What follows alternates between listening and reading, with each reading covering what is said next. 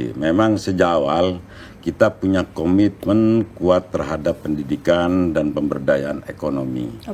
Pendidikan bukan hanya soal sekolah formal, tapi juga bagaimana mencakup pelatihan untuk UMKM jadi salah satu fokus utama kami, termasuk lewat kerja di Komisi B DPRD Jatim. NIB ini bisa gratis ya? Gratis, memang aturannya gratis sementara ini dari perusahaan. Sebetulnya paket komplit ya, Bay ya? Upaya dari pemerintah lengkap sebetulnya ya? Sudah luar biasa pemerintah Indonesia, apalagi pemerintah yang dikomandani atau gubernurnya Ibu Hovifah ini. Sudah luar biasa, semua dilakukan.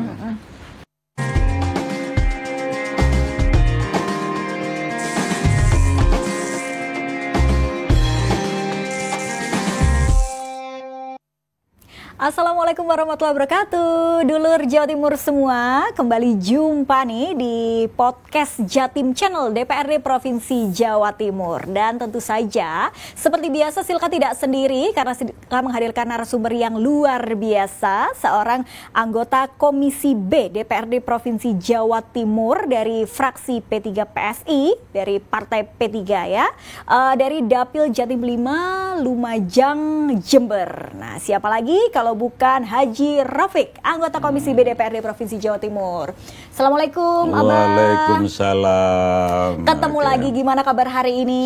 Sehat-sehat saja. Alhamdulillah, luar biasa. Semangat ya kalau bertemu dengan dulur Jatim semua, membahas terkait dengan program kerja sebagai anggota Komisi B dan lain sebagainya. Dan hari ini kita akan membahas terkait dengan UMKM naik kelas, Bah. Nah, ini kan banyak sekali menjadi perbincangan ya, dan UMKM ini kan menjadi salah satu kekuatan masyarakat Indonesia juga, terlebih dari ketika kalau kita bicara COVID kemarin, salah satu penopangnya adalah karena kita punya UMKM. Nah, dan bagaimana kemudian UMKM ini kita ajak untuk naik kelas dengan berbagai macam program dari pemerintah. Dan nanti mungkin kita akan bahas-bahas lebih lanjut ya, Mbak. Tapi sebagai informasi nih, dulur Jatim semua, Komisi B DPRD Provinsi Jawa Timur ini membidangi perekonomian dan keuangan. Jadi segala hal terkait dengan pertanian, perindustrian, koperasi, pariwisata dan kebudayaan, kemudian UMKM semua ada di Komisi B. Dan hari ini kita membahas soal UMKM naik kelas. Kalau dari Dapil Abah sendiri nih, Lumajang ya khususnya, ini konstituen Abah kan kebanyakan emak-emak, betul ya? Iya. Oke. Nah, apakah juga menangkap peluang, Bah, bahwa Lumajang ini punya daya tarik yang luar biasa terhadap sektor pariwisata, begitu? Tentu kan ini kaitannya erat juga dengan peningkatan UMKM ya, Bah. Nah, gimana nih ya? Abang melihatnya? Memang betul sekali, karena dari dapil saya itu terutama konstituen yang emak-emak itu yang selama ini aktif berinteraksi dengan kami, sudah memang mulai menangkap sektor pariwisata yang ada di Lumajang itu memiliki potensi yang luar biasa, apalagi Lumajang dikenal punya kekayaan alam yang sangat beragam ya. Mulai dari pegunungan, Gunung Semeru, air terjun, Tumpak Sewu, sehingga destinasi alam yang masih eksotis ini banyak sekali. Dan kesadaran itu juga apakah makin tumbuh, Bah, khususnya terkait dengan UMKM ya, dengan berbagai pariwisata yang ada? Kesadaran di sana terutama setelah program pemberdayaan dan pelatihan, kewirausahaan kami dorong melalui Komisi B DPRD Jatim, sehingga emak-emak ini banyak mulai terlibat dalam usaha mikro. Seperti produksi makanan khas, kerajinan, hingga jasa homestay yang dilakukan oleh masyarakat lokal di sana sebagai juga objek wisata. Biasanya kalau perempuan itu kan identik dengan sektor private ya, sektor privat, dibandingkan dengan laki-laki mungkin lebih banyak turun ke sektor publik gitu untuk pekerjaan-pekerjaan. Biasa ya kalau dikenal perempuan tuh ya masak, maca, mana gitu ya, Bas, secara kodrati. Tapi di sisi lain tidak sedikit juga para perempuan ini berhasil berbisnis. Salah satunya juga melalui UMKM. Nah, gimana Abah melihat kekuatan UMKM yang ada di Lumajang sendiri dan juga daerah Jawa Timur pada umumnya? Memang perempuan secara kodrati itu identik dengan peran masa, mana. Di sana peran mana masa itu sekarang sudah mulai berubah. Tidak lagi membatasi, justru jadi kekuatan tambahan. Banyak perempuan, khususnya di Dapil Lumajang. Saya sebagai anggota DPRD Provinsi Dapil saya mulai paham bahwa justru bisa memanfaatkan keterampilan yang ada, mulai berakar dengan peran yang kodrati itu menjadi peluang usaha yang dilakukan oleh ibu-ibu itu. Oke, luar biasa. Dan dari data yang saya peroleh juga nih, Bah, tahun 2024 saja berdasarkan Biro Perekonomian Setda-Prov Jatim ini sekitar 54% dari total 9,78 juta pelaku UMKM adalah perempuan di Jawa Timur. Luar biasa ini ya. Bahwa memang emak-emak ini semakin terdepan begitu, apalagi di urusan bisnis juga, tidak hanya di sektor-sektor privat atau domestik begitu ya. Dan kalau P3 sendiri nih, Bah, selama ini seperti apa concern terhadap pendidikan, termasuk mengadakan sejumlah pelatihan-pelatihan soal UMKM gitu?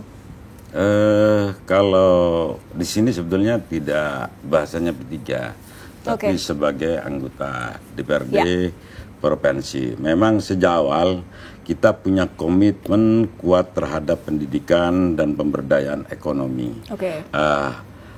Pendidikan bukan hanya soal sekolah formal, tapi juga bagaimana mencakup pelatihan untuk UMKM jadi salah satu fokus utama kami, termasuk lewat kerja-kerja di Komisi B DPRD Jatim.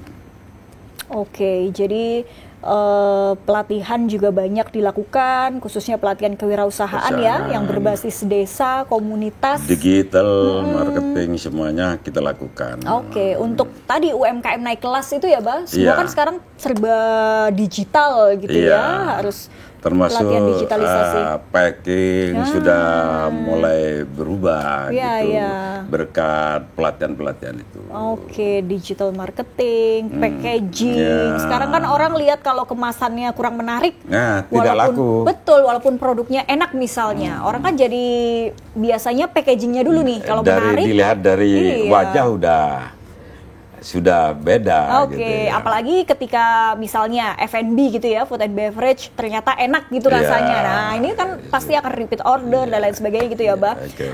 Kalau terkait dengan pemberdayaan UMKM sendiri nih, apakah Abah sendiri di Dapil misalnya ada pendampingan yang dilakukan? Seperti apa pendampingan yang dilakukan?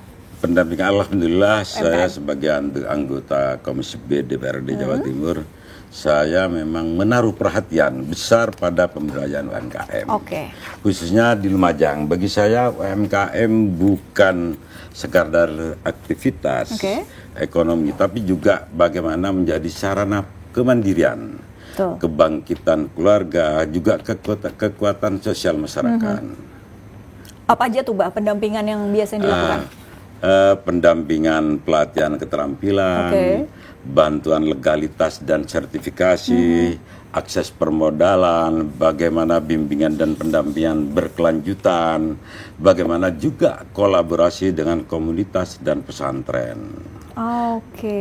Jadi semua ini dilakukan pendampingan langsung gitu ya, Pak, untuk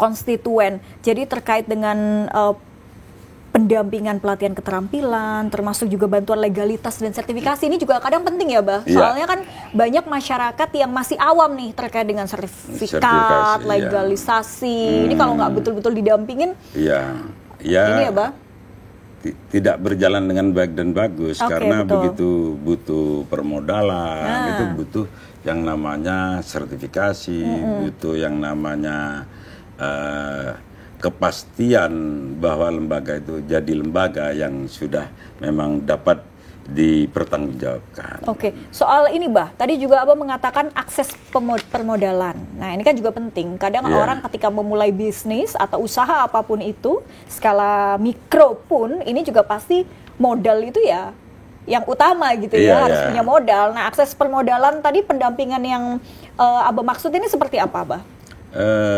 Pendampingan ini mulai dari perizinan, pelatihan, terus NIB bahasanya. Jadi apapun pendampingan di sana, begitu usahanya sudah mulai bagus dan baik, itu bisa dipasarkan ke luar daerah, bahkan luar provinsi. Itu dibantu dengan pendampingan itu. Oke, jadi NIB ini ya. Kabarnya bisa gratis juga ya, Pak ya? NIB ini bisa gratis ya? Gratis, memang aturannya gratis sementara ini dari perusahaan. Oh, seperti itu. Dan ini apakah disambut baik juga sama masyarakat di Dapil? Disambut baik, sementara ini memang apapun, kenapa disambut baik? Karena kemudahan-kemudahan yang dilalui lebih banyak menguntungkan terhadap masyarakat atau pelaku-pelaku usaha yang ada di bawah itu. Oke, jadi nomor induk berusaha ini sekarang bisa didapatkan gratis ya, Bay ya? Termasuk juga ada tadi banyak bantuan, hibah, pelatihan, permodalan, kemudian berusaha. Kemudian dengan memiliki NIB dengan lebih mudah, ini juga lebih mudah juga untuk naik kelas. Iya, naik kelas dari semuanya, dari permodalan begitu kurang modal karena sudah sertifikasinya bagus, dia bisa pinjam lewat BPR atau lewat bank-bank di bawah naungan pemerintah yang bunganya cukup kecil. Oke, Bah, sekarang ini kan di tengah situasi ekonomi yang tidak menentu ya, Bah. Ini juga teman-teman saya yang menggeluti bidang UMKM ini juga banyak yang kemudian mengeluhkan daya beli masyarakat ini turun. Terus juga sekarang kan banyak efisiensi gitu ya, Bah ya. Ini gimana Abah sebagai anggota Komisi B turut membantu warga yang ingin bergerak di bidang UMKM nih, Bah? Efisiensi itu tidak berlaku untuk pariwisata. Kenapa? Kalau program pemerintah itu berlaku efisiensi yang memberikan manfaat terhadap masyarakat, sehingga yang didahulukan bagaimana ada program-program yang menyentuh terhadap masyarakat banyak, itu yang didahulukan oleh pemerintah, itu efisiensi. Tapi bagi pelaku-pelaku usaha di sini kita semua sedang menghadapi memang situasi yang penuh tantangan. Jadi banyak yang kehilangan pekerjaan, pendapatan menurun, dan harga kebutuhan pokok terus naik. Di tengah kondisi seperti ini banyak masyarakat memang yang berubah, dan akan berusaha bangkit lewat jalur UMKM. Karena kalau saya mengingat di tahun 98 waktu krisis moneter, maka yang bisa membantu dan membangkitkan perekonomian yang ada di Indonesia adalah UMKM. Oke, jadi walaupun mungkin di tengah ekonomi sulit begitu ya, efisiensi yang mungkin dampaknya jadi daya beli masyarakat turun gitu ya, Bah, tapi tadi komitmen yang dilakukan Komisi B khususnya untuk membantu masyarakat ya, dan memang terbukti UMKM ini bisa dikatakan tahan banting gitu ya, Bah. Walaupun di keadaan apapun. Sudah teruji di tahun 98. Betul, Krismon, Covid, masih UMKM masih UMKM eksis dan juga menjadi penopang gitu ya situasi ekonomi yang kemudian mungkin banyak yang tidak stabil gitu ya, Bah. Oke, terkait dengan kerjasama soal permodalan, apakah dengan sekarang BPR, Bank Perekonomian Rakyat itu ya, Bah, dan juga Bank Jatim dengan bunga ringan mungkin yang terjangkau untuk masyarakat UMKM, ini seperti apa? Iya, di sana memang salah satu tantangan utama pelaku UMKM itu khususnya di daerah seperti Lumajang adalah soal modal usaha. Jadi banyak warga yang punya keterampilan, punya semangat, punya mentok karena tidak punya modal, dan kalaupun ada bunganya tinggi dan sangat prosesnya sulit berbelit-belit. Sebagaimana saya anggota Komisi B, saya ikut mendorong dan mengawal bagaimana agar akses pembiayaan betul-betul berpihak kepada rakyat kecil. Untuk mendorong bagaimana adanya kerjasama dengan Bank Jatim. Termasuk jika juga BPR di sini yang ada di Jawa Timur bisa membantu. Kita adakan pendampingan. Kemarin saya di Desa Banjarwaru di Kecamatan Lumajang datangkan dari Dinas Koperasi dan kita datangkan para UMKM yang ada di Kabupaten Lumajang, sehingga mulai dari packing, caranya, pelatihannya, dan permodalannya saya datangkan karena apapun Dinas Koperasi adalah mitra saya, mitra Komisi B. Jadi termasuk sekarang kalau dulu KUR, kredit usaha rakyat itu kan harus ada anggunannya gitu ya, Mbak ya. Sekarang juga dengan sistem yang baru untuk rakyat kecil tadi ditiadakan ya, Mbak ya? Iya, ditiadakan. Yang paling terpenting ada kepastian bahwa usaha itu jalan. Dan bisa dia merepresentasikan bahwa usahanya jalan, tinggal maunya kurang modal gitu. Jadi syarat semua dipermudah sekarang ya, Mbak ya. Termasuk juga tadi bantuan pendampingan dan juga lain sebagainya. Nah, PR-nya saat ini UMKM itu masih butuh untuk naik kelas itu tadi, Mbak. Gimana metode yang mungkin Komisi B lihat bisa efektif, dinilai efektif supaya mereka ini betul-betul bisa naik kelas gitu? Saya bersepakat. Saat ini PR besar kita itu bukan cuma mendorong orang berwirausaha, tapi juga bagaimana memastikan agar UMKM yang sudah ada bisa naik kelas itu dari informal menjadi formal. Ya, termasuk tadi sertifikasi, NIB, itu semuanya dengan segala skala mikro kecil, bahkan naik ke menengah. Itu. Karena saya sebagai anggota DPRD Provinsi Komisi B, bagaimana mulai dari formalisasi usaha, juga mulai NPWP, semuanya kita lakukan. Sehingga bagaimana UMKM ini bisa mengandalkan pasar lokal di sini, Pak. Gitu. Jadi formalisasi usaha tadi ya, memastikan legalitasnya lengkap, kemudian akses pasar itu lebih luas.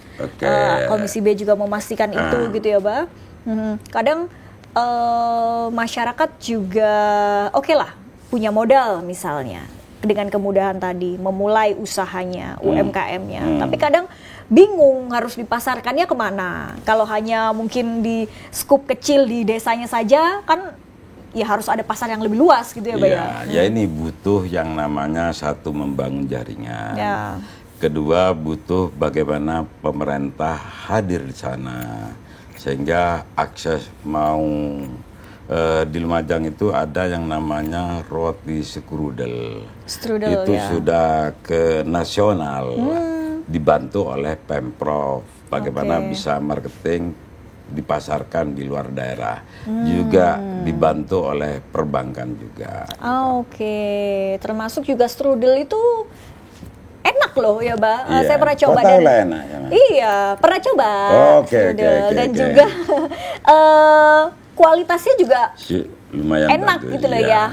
Jadi kemasannya bagus, kualitas kuenya pun juga enak gitu ya, Mbak, packagingnya dan lain sebagainya gitu ya. Kemudian juga mungkin tadi akses pemodalan yang tadi Abah katakan ini seperti bank-bank daerah ini didorong untuk melakukan kolaborasi gitu ya, memudahkan untuk para UMKM kita. Kemudian kalau mentoring, Mbak, mentoring, pendampingan dan mentoring ini juga dilakukan nggak? Untuk sementara yang sudah berhasil memang sudah dilakukan mentoring. Ketika ada keterlambatan, keterbatasan komunikasi, sehingga juga tidak sebaik yang diharapkan. Oke, Bah, monggo Bah diminum dulu Bah, kita jeda sejenak. Alhamdulillah. Nah, Bah, kita lanjut lagi nih. UMKM di Jatim sendiri itu kan banyak sekali ya, tersebar juga di Lumajang dan karena banyak lokasi wisatanya. Jatim juga punya 1,5 juta UMKM, tapi mayoritas ini kecil-kecil sehingga omsetnya pun juga kecil gitu, walaupun banyak tapi juga kecil-kecil. Nah, gimana branding yang perlu dilakukan supaya UMKM ini betul-betul naik kelas gitu?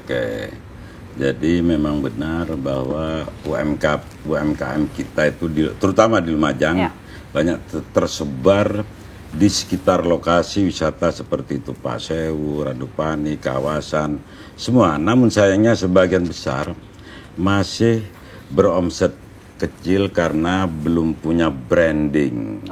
Branding kuat dan berkarakter. Padahal branding yang tepat di situ ada produk UMKM bisa naik kelas, bukan hanya dari segi omset ya, tapi bagaimana juga kepercayaan pasar ya, sehingga meningkatkan daya beli masyarakat. Lah, menurut saya ada beberapa langkah branding yang perlu didorong dan kami kawal, termasuk di komisi kita, di komisi B.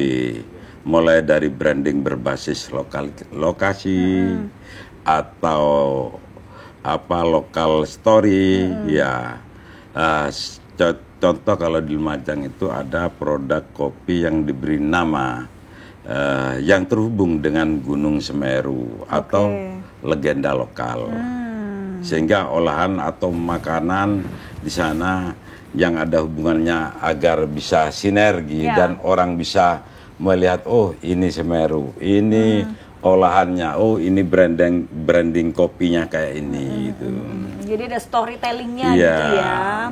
Orang kan kadang dengan cerita di baliknya itu semakin tertarik gitu untuk mencoba. Lebih berkesan. Jadi tertarik untuk mencoba gitu ya, Mbak. Karena bisa membedakan produk dengan kesan itu, produknya juga lain. Karena apapun juga desain kemasannya juga beda, beda dengan yang termasuk logonya. Sedangkan identitas brand itu konsisten di sana ya. Ini berpengaruh terhadap bagaimana bisa juga pasar. Di samping ada pemanfaatan media sosial dan wisata lokal di sana. Sekarang ini kan apalagi anak-anak muda ya, semuanya kan serba medsos. Tahu tempat wisata itu dari medsos, tahu ada produk-produk tuh sekarang dari medsos. Jadi pemanfaatan media sosial ini menjadi penting gitu sekarang ya untuk branding dan lain sebagainya. Termasuk juga mungkin brand kolektif Lumajang juga ya, Mbak ya? Seperti apa ini, Mbak? Kalau kami memang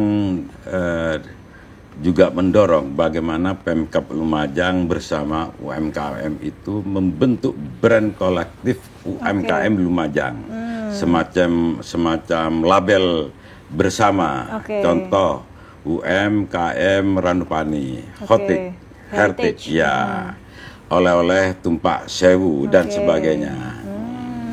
Ini memperkuat promosi ya, apalagi sekarang kan karena digitalisasi itu semua sudah punya barcode-nya QR code itu, jadi itu memudahkan juga. Menyebar di mana-mana. Oke. Jadi branding itu nggak hanya soal logo ya, Mbak, tapi juga ada pesan, kemudian citra, ada kesan juga yang melekat nih di benak para konsumen sehingga lebih tertarik lagi gitu ya, Mbak ya, untuk peningkatan UMKM sendiri. Kemudian pemerintah ini juga terus mendorong UMKM untuk naik kelas dan meningkatkan kontribusi terhadap perekonomian nasional nih, Mbak ya.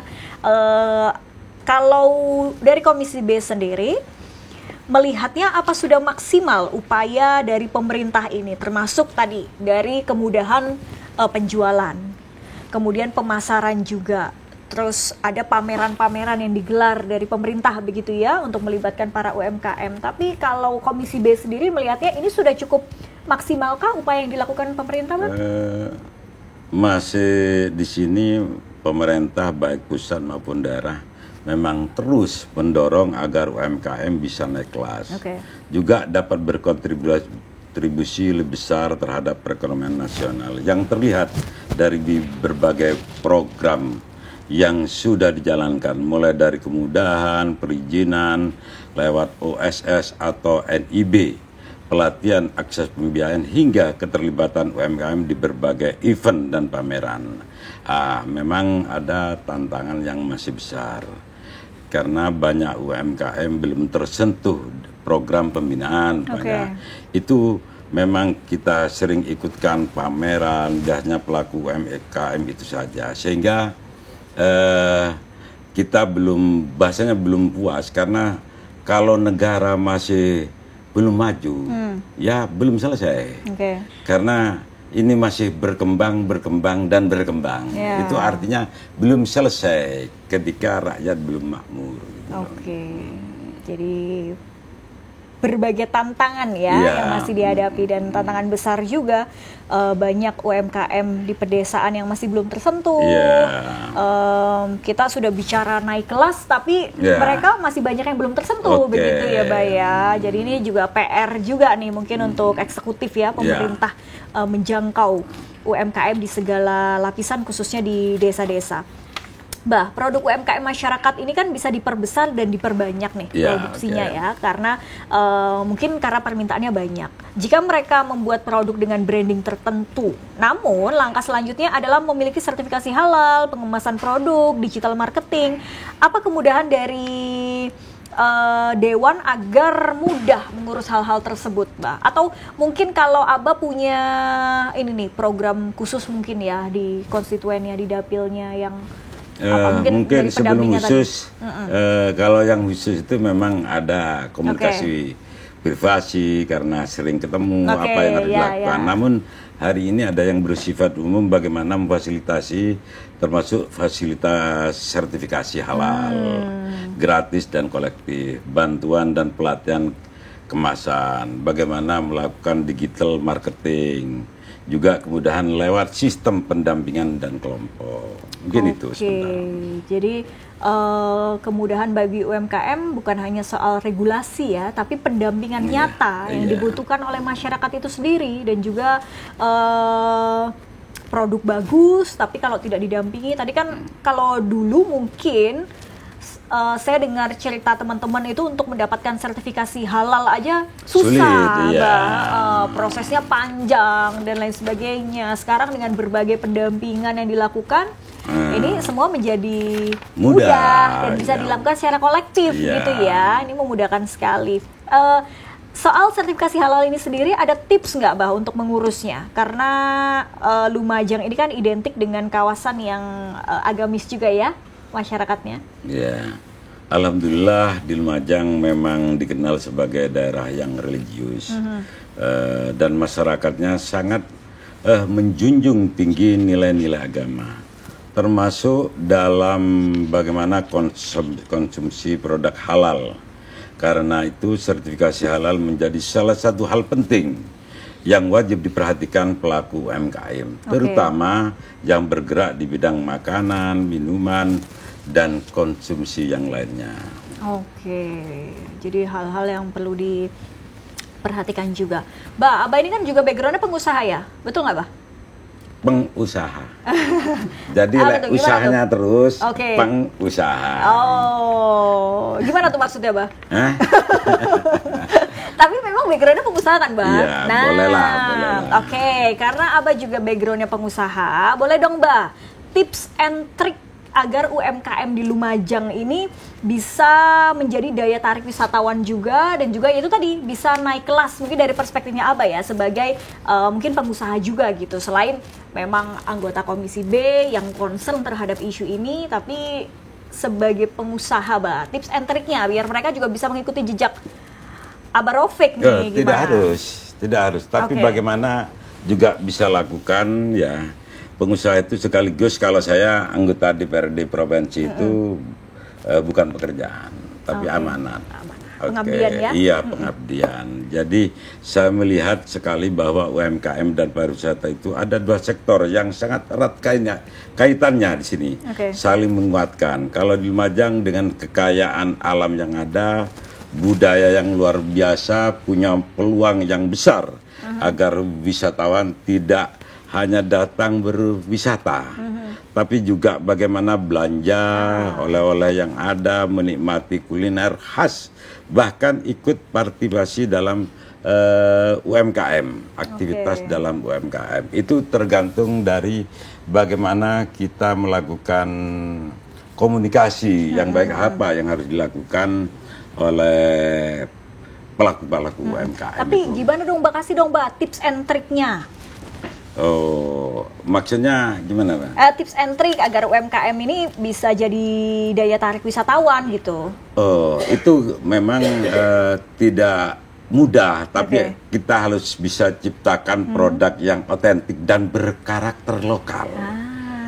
Kedua, bisa berkolaborasi dengan pelaku pariwisata, sehingga agar sinergi.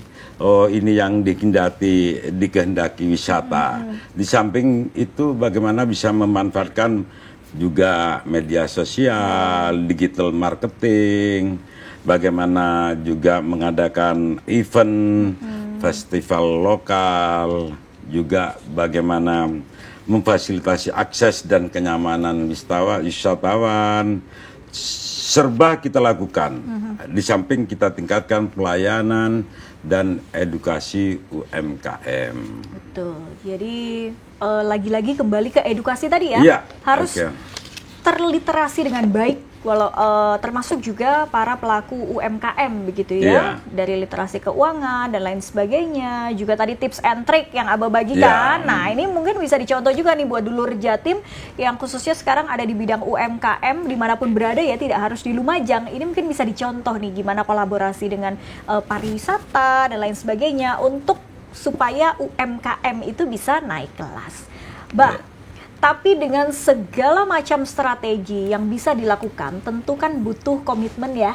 Nah, gimana nih komitmen Abah sendiri atau juga mungkin Komisi B untuk bisa turut serta dalam memajukan pengusaha UMKM di Jawa Timur? Kalau saya sebagai anggota Komisi B atau mengatasnamakan Komisi B seluruh Jawa Timur, saya memiliki komitmen penuh untuk memajukan pengusaha UMKM yang ada di Jawa Timur, termasuk di Lumajang. Yang saya wakili, saya percaya UMKM itu adalah tulang punggung ekonomi daerah dan nasional, terutama dalam menciptakan lapangan kerja dan meningkatkan kesejahteraan masyarakat. Serta berikut beberapa komitmen nyata saya sebagai DPR Dapil 5 Lumajang Jember, bagaimana saya bisa mendorong kemudahan regulasi dan perizinan. Yang kedua, bagaimana saya bisa fasilitasi pelatihan dan pendampingan. Yang ketiga, bagaimana saya bisa memperjuangkan akses pembiayaan yang terjangkau. Juga bagaimana saya bisa dukung promosi dan pemasaran produk terkait ya, atau produk lokal yang ada di Kabupaten Lumajang, termasuk menjembatani kerjasama antar stakeholder. Itu kita siap. Di sini memang perlu ada perhatian khusus pada UMKM perempuan atau mama yang ada di desa itu. Saya percaya dengan sinergi semua pihak UMKM yang ada di Jawa Timur, khususnya rakyat Lumajang. Kebetulan saya podcast dengan JTV, semakin maju, mandiri dan mampu membawa perubahan positif bagi perekonomian daerah dan bangsa Indonesia. Luar biasa. Nih dulur Jatim semua ya, apalagi konstituennya Abah Raufik nih di Lumajang tuh tadi komitmen Abah sendiri juga Komisi B ya dalam memajukan UMKM di Jawa Timur. Tadi beberapa hal mendorong kemudahan regulasi dan mungkin untuk dulur Jawa Timur semua, khususnya di Dapil Lumajang Jember yang mau memulai usaha UMKM. Tuh, tadi ada kemudahan regulasi ya, nanti ada pendampingan ya, Mbak ya, pelatihan-pelatihan, kemudian juga akses pembiayaan juga dibuat terjangkau sekali sekarang dengan Bank Perekonomian Rakyat. Kemudian promosinya juga didukung gitu ya, Mbak. Ini sebetulnya paket komplit ya, Mbak ya, upaya lengkap, dari pemerintah lengkap sebetulnya ya. Sudah luar biasa pemerintah Indonesia, apalagi pemerintah yang dikomandani atau gubernurnya Ibu Hovifah ini sudah luar biasa, semua dilakukan. Sudah tinggal bagaimana optimalisasi itu butuh kolaborasi bersama ya, Mbak dengan ya. kesadaran dari masyarakat itu sendiri. Mbak, mungkin bisa disapa dong, ini konstituennya yang ada di Lumajang Jember. Mungkin terkait dengan pembahasan kita juga para pelaku UMKM mungkin, atau juga mungkin masyarakat lainnya lah, konstituen Abah di Dapil nih. Memang tidak terasa kita sudah nyampe di ujung perjumpaan dalam program podcast DPRD Jatim ini yang dilaksanakan oleh JTV akan tetap maju dan berkarya para pahlawan ekonomi pengusaha UMKM di Jawa Timur. Saya harap selaku wakil rakyat anggota Komisi B DPRD Provinsi Jawa Timur juga terus mengawal kemajuan UMKM Jawa Timur di tengah ketidakpastian ini. Ekonomi global saat ini, saya mohon maaf, pamit undur diri. Sampai jumpa dalam channel podcast DPRD Provinsi Jawa Timur berikutnya. Wassalamualaikum warahmatullahi wabarakatuh. Waalaikumsalam warahmatullahi wabarakatuh. Waduh, Mbak, padahal saya masih belum ingin berpisah nih, Mbak. Mbak. Baik, terima kasih banyak Haji Raufik, fraksi P3 PSI ya, Dapil Jatim 5 Lumajang Jember, sudah bergabung di podcast Jatim Channel DPRD Provinsi Jawa Timur dengan pembahasan yang luar biasa tadi ya, UMKM naik kelas. Semoga optimalisasi program-program yang dilakukan demi UMKM naik kelas ini betul-betul bisa direalisasikan, tidak hanya mungkin di Dapil Lumajang Jember, tapi juga di seluruh Jawa Timur. Terima kasih Pak Haji Raufik, anggota Komisi B DPRD Provinsi Jawa Timur, juga dulur Jatim semua, terima kasih ya sudah menyaksikan podcast ini. Semoga memberikan manfaat untuk Anda semua. Saya Silka Suarizona pamit undur diri. Wassalamualaikum warahmatullahi wabarakatuh. Waalaikumsalam.